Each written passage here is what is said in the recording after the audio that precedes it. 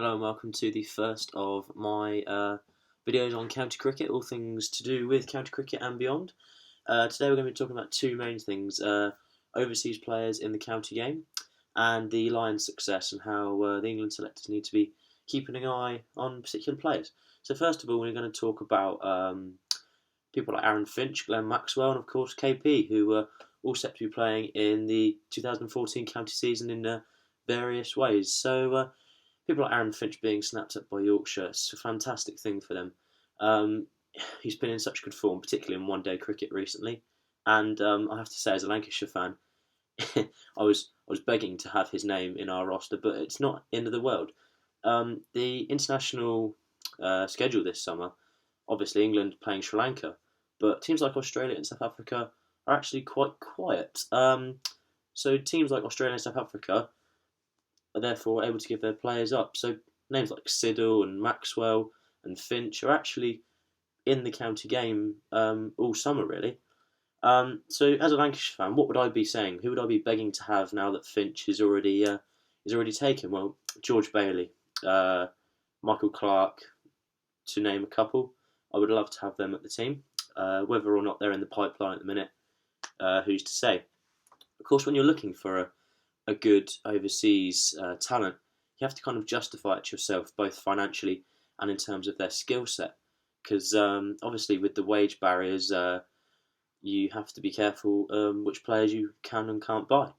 Do you sacrifice wages for domestic players to buy one international superstar, or do you limit your overseas budget and try and distribute it more evenly for domestic budgets? Of course, in the case of Surrey, they've particularly last season they broke kind of wage barriers by doing sponsorship deals, and even in doing that, bought the wrong type of player.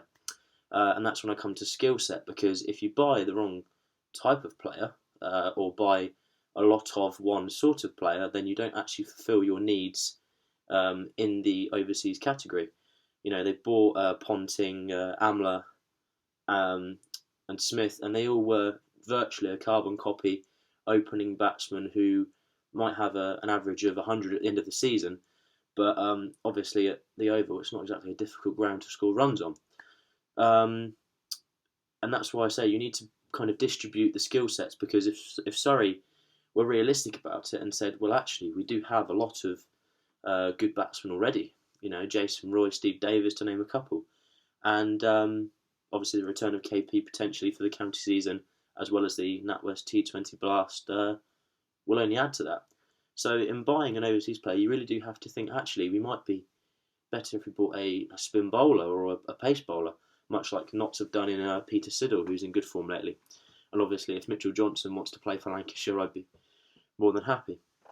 So that's the first talking point about overseas players, and obviously the fact that Australia, South Africa are available for purchase in most aspects, and also about looking at what you actually need from a player rather than just the name and what you already have at home, because obviously the cheaper the better. Um, so which teams would benefit most from an overseas player? Lancashire, obviously, with the absence of Simon Katic, who was a vital part of their setup last season, particularly now that they're moving into Division 1, a much harder division competitively to Division 2, his absence is going to be ever present. Obviously, Ashwell Prince in his second and final year of his contract, but for him to perform for the both of them would be unfair. Um, so someone like George Bailey, who's also a good Test player, could potentially fill that gap. Not so much experience as a veteran as Katic is, but certainly he is at the top of his game at the minute. So there's no reason why he wouldn't perform well. He's used to the county game, having played for Hampshire last season, so there's no reason why he wouldn't work well. Someone like Jack Callis is pretty much the perfect cricketer for me. Obviously, he is the archetypal all-rounder, second most slip catches in the history, and God knows how many runs and wickets to his name. So if he suddenly was to come to Lancashire, it would be it would be unbelievable. But remains to be seen. whether Lancashire would do that. Obviously, a lot of Division 2 teams I feel would benefit from an overseas player, but have this tendency to stick with particular overseas players, and then obviously they become English citizens and are no longer overseas. But I think a lot of Division 2 teams might benefit from this gap in the market of Australian and South African players opening up, and it could see a very interesting 2014 season. Maybe some teams cropping up that might surprise some people. So that's the first half of this video blog over and done with. And the second half is about the England Lions and their success. Now, as I speak, obviously the game is going on. James Taylor scored a double hundred, and like so many other players, is giving the England selectors something to think about, which is a nice change. I'm sure you'll agree. But it isn't just Taylor. It's Moeen Ali. It's Graham Onions, who I feel is severely underrated and has not had as much of a go as he ought to have had. And then there's people like Borthwick and Kerrigan, who are useful spinners. And obviously the need for a spinner has become ever present because of Graham Swann's departure. But top order batsmen, particularly with the uncertainty over Carberry and obviously Trotty having to go home early, and I wish him well. But yeah, for me, England opener. Let's start with that. Michael Carberry, I've seen him score 200s in the 2013 season, both against Lancashire, so through gritted teeth, admittedly. But yeah, fantastic one-day batsman. But why he kind of jumped straight from great county player to Test opener, not so sure.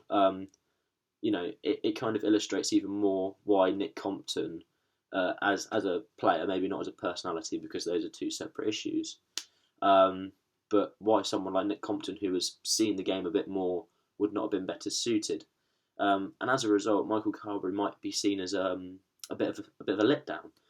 But I'm certain that for Hampshire he will continue to perform, and I don't see any reason why one day he might not be back in a Test team, but certainly better suited to the one-day game for England.